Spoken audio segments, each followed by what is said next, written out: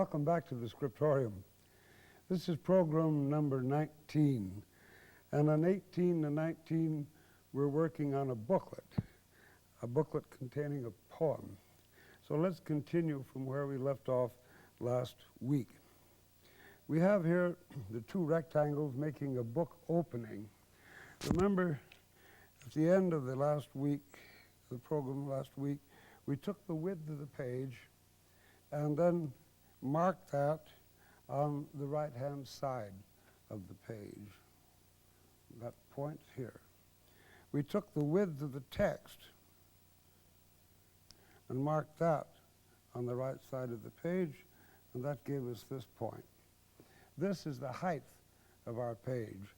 So from the lower left-hand corner of the opening here, we ran a line through that upper right-hand corner for the height of the page here. This we ran a line through for the width of the page here, and another line through for the width of the text. Now this is a device for designing an entire booklet on the basis of the length of line that you write. That is, you select a poem, you write out the longest line, and when you are writing small enough, and this seems like a reasonable line for your book, you mark the length of that line off over on the right-hand side here. Then that line is extended with the T-square until it intersects this line which marks the width of the text. Now, where that intersection comes, that will be the width of line on the new book. So then you erect a perpendicular through that intersection, and where that perpendicular cuts through the line extended for a width of page, this will be the width of your new page. This will be the height of your new page. You see, these proportions are the same here that they were in here because of our marking them on the right side and extending these lines through. So the next step is to make a new booklet having this height of page, this width of page, this, and it will include this width of text, we hope. So I did that. Now here is the new page with the width of text. That was the length of the line, which we did. So we made the new opening, worked the canon on it, and that gives us the top margin, the side margins, and the bottom margin. The next step is to rule the guidelines, and we rule those guidelines with a ruling pen. It looks something like this. And I would recommend that you, unless you want the guidelines to appear in pencil on your booklet, get a mechanical drawing ruling pen like this, and with a pointed pen, you dip it in ink and then fill the pen from the pointed pen, filling it by putting the pen with the ink down inside that. And you screw this down until you have a very narrow line. Now those lines are marked off with the compasses, and the compasses should be set, as I said before, because then they won't expand or contract. And you set it for the height of the writing that you'll use. Well, what's the next step? Well, I number these lines, you see. Number each of the writing lines, and there are 12 writing lines on the page. So what we do then is to turn to the text. And the poem which I had selected is a little one called The Gates of Paradise by William Blake. And it is, I suppose, important that the poem have these engraved illustrations which Blake supplies. But I like the poem very much, and I like to be able to refer quickly to the marvelous lines in the poem, and it's a booklet that I'd like to have handy on my bookshelves. So I wouldn't have to look through a big book to find The Gates of Paradise, but could just pull this slim thing out and read these wonderful lines. So, by the way, the Oxford one-volume William Blake publishes The Gates of Paradise without the illustration, so there is some precedent for this.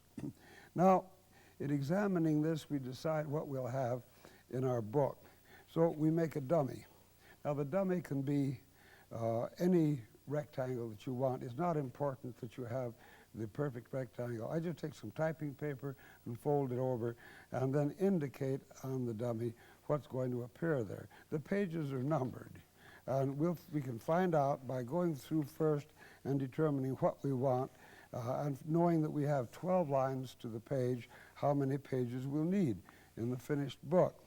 So the Gates of Paradise here will be the first page, the title page. Now we'll have fly leaves, extra leaves out here, but for the sake of working, we go right to the pages where we'll be writing. On the verso of the title page, we'll have a blank. There's nothing there at all. Then the caption on the illustration, the first one, I want to include. It's what is man? A question. The sun's light when he unfolds it depends on the organ that beholds it.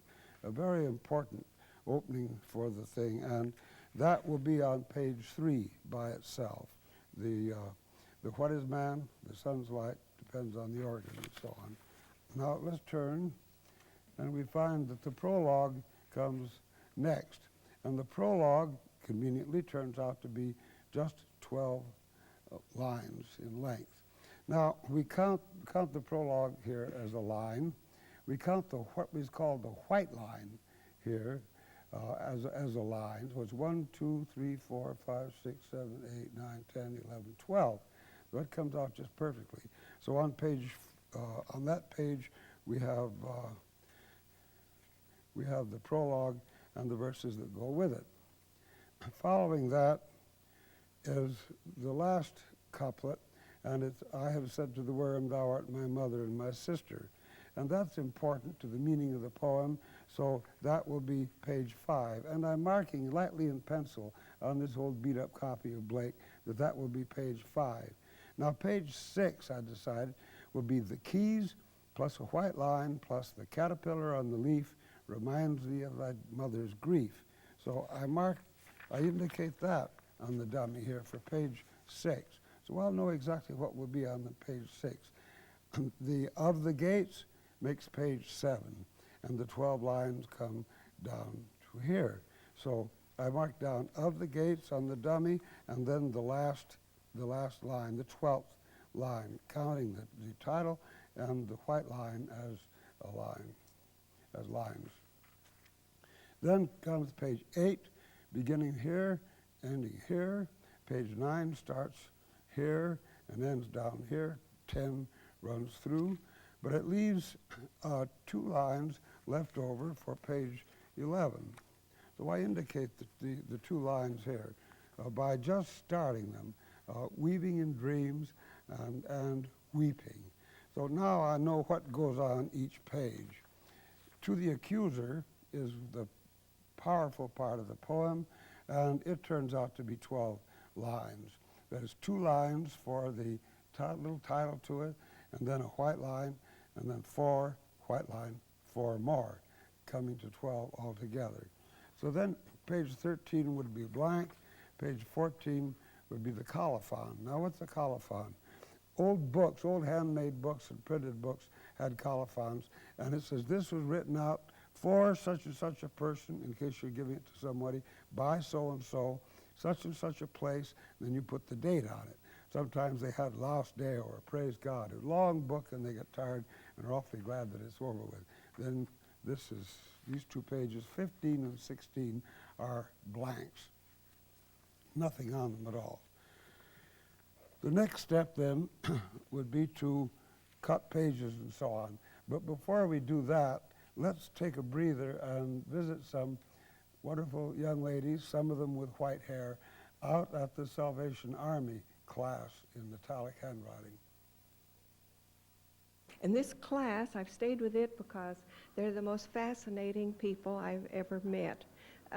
This is one of the friendliest groups of people and the most industrious that I think I've ever worked with. Well, I've always enjoyed beautiful penmanship. I think perhaps because my father was a penmanship teacher. He did it as a sort of moonlighting, as they call it today. And about 4 or 5 years ago, I began writing haiku. And I thought that haiku and calligraphy would go beautifully together, so one would enhance the other. So then I joined this class, and I took 2 or 3 courses with Mary Unger, I should say, and I came back to visit today. I might say that I seen Dr. Reynolds on the television one Thursday, and to me it was completely fascinating. And I thought if I could only do something like that, I would be so happy. And I think the fact that they teach the youngsters at school this now is real interesting. And they do such beautiful work, and they're just little children, you know. I've always been interested in beautiful writing and nice printing, and I also am interested in genealogy, and I want to learn this real well, so I make my records neat. I might say that our teacher, Mary Unger, has been so wonderful to us that that's half of it, too, because we're so happy that she can teach us. We just couldn't pass up the opportunity to have a teacher and come to this Rose Center, which is very pleasant, and learn really how to do it correctly. That's the thing. See, we try different things. We have the time at home now that we're retired, and this is something you can practice at home, just like your Chinese painting and embroidering, and it's just been wonderful, besides enjoying the class and everybody in it. You can do so many things with it. You can make your Christmas cards and bookmarks and greeting cards of any kind. I found that it's very practical.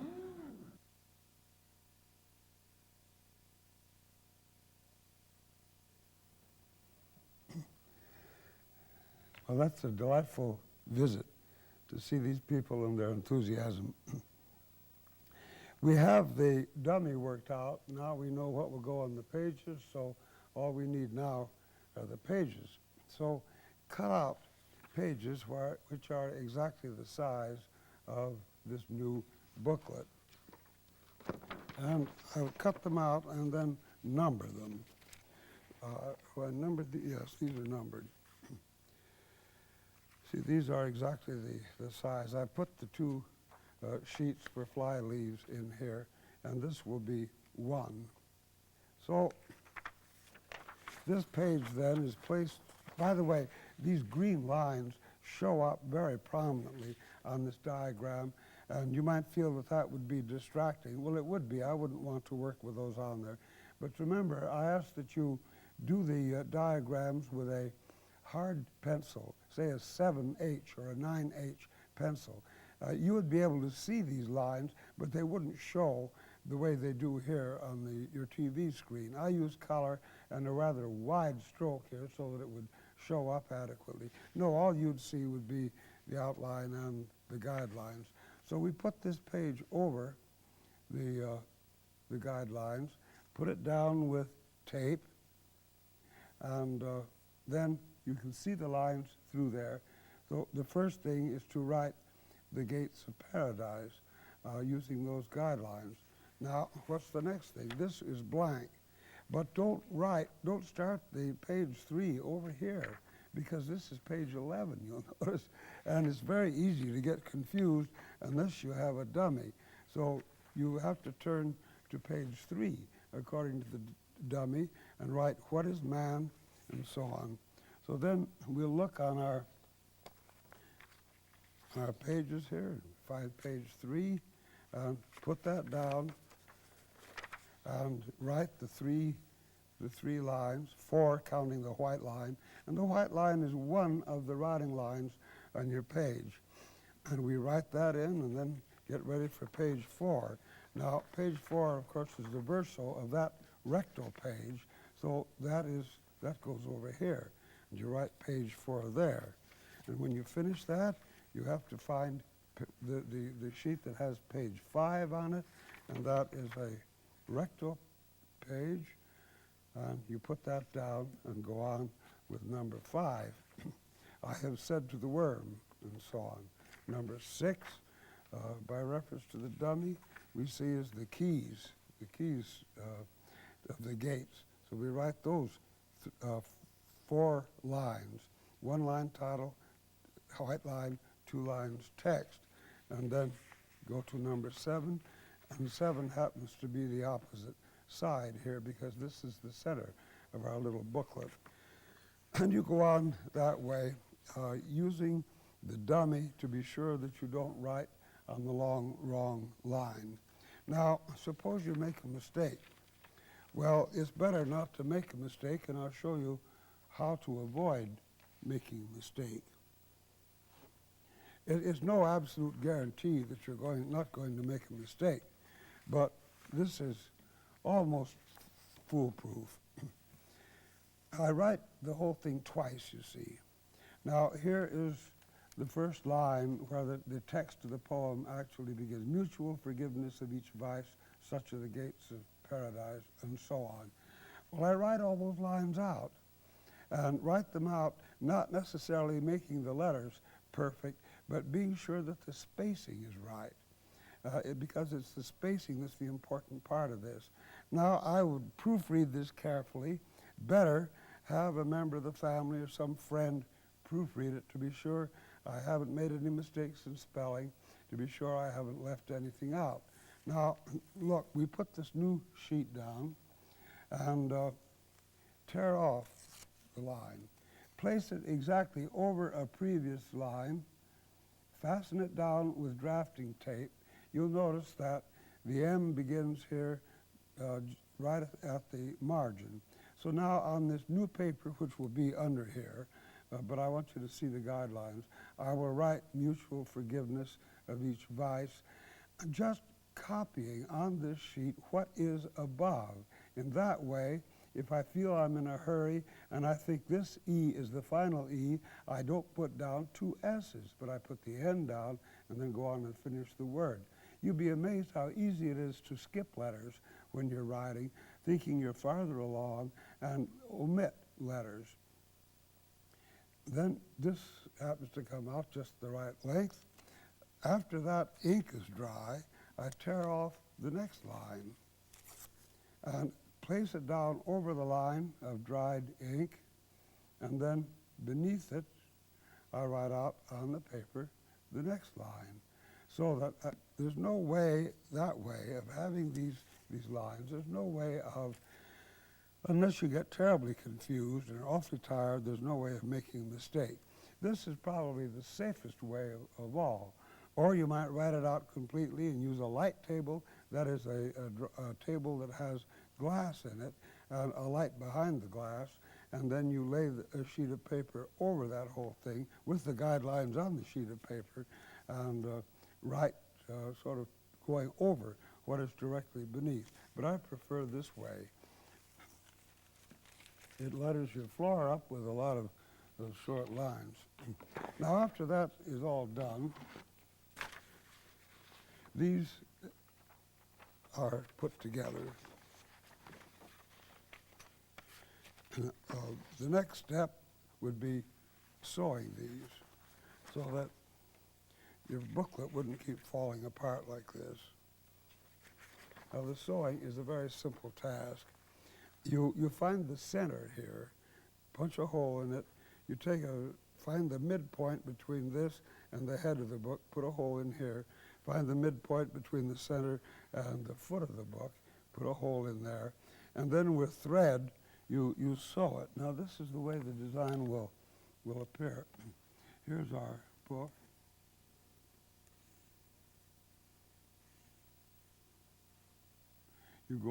If you want the knot on the outside, you go in here with the needle and thread. Over here, see, this is on the inside now, on the gutter.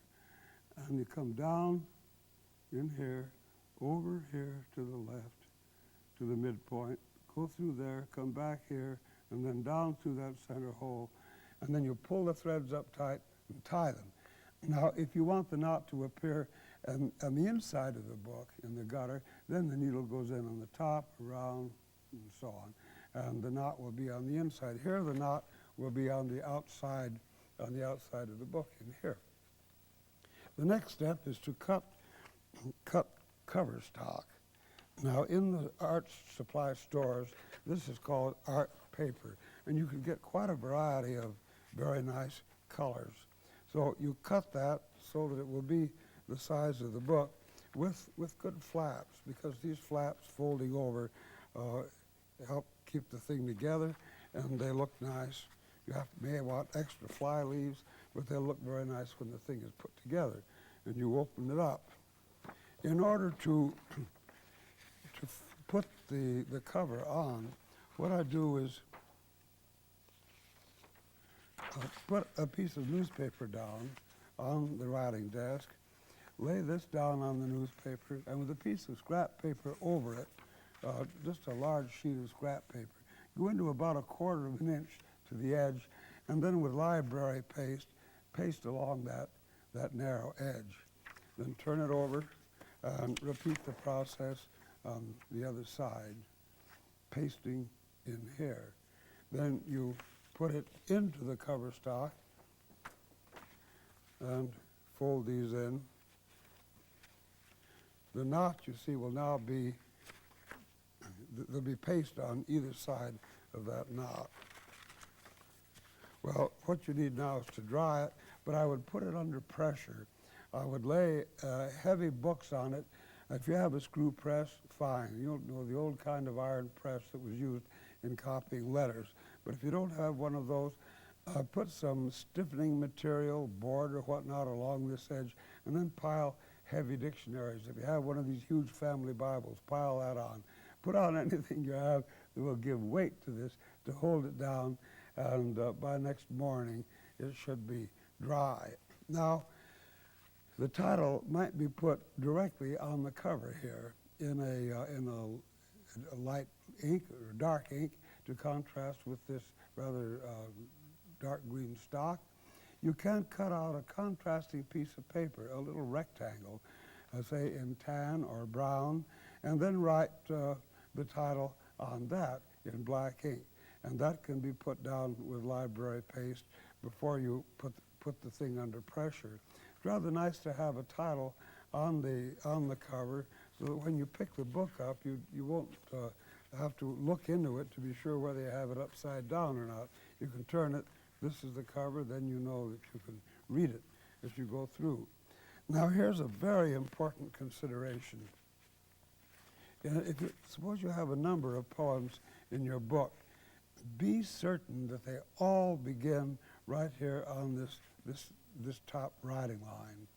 If it's a short poem, don't think that it will do to start it down here just above the center of the page, because if you have one poem up here and then one down here, the result is very messy. The ancient shop practice, the tradition in hand-produced books and in printed books is to start every line up here on the top line. So you don't distribute these throughout in some uneven way, but begin the same distance from the top all the time. And use the left-hand margin. If the poem is short and it doesn't go out to the right-hand margin, well, that's perfectly all right. Here, this begins at the left-hand margin. If it doesn't go clear out to the right-hand margin, that's all right, too. There's no necessity of touching the margins here, as there might be in case you were producing a broadside. And we might talk about that the next time. Well, if you have any questions about working this diagram, I hope you can see the program again, read the text, and all the problems, I think, will disappear if you study the text very carefully and go through step by step and do it yourself 4 or 5 times. And if you still have a problem, then find some teacher and find out what's wrong. Or if no teacher is available, send your copy to me, send what you've done, and I'll try to find out what is wrong. Sometimes a person will work without using the full opening of the page, and he won't make these measurements accurately on the right side. But I guarantee that if you work patiently, being patient with yourself, that you're likely to find out that you can do it. because it's not nearly as hard as it looks. Some experience will get you going on it. Well, let's start the first page then, if I have the right pens here.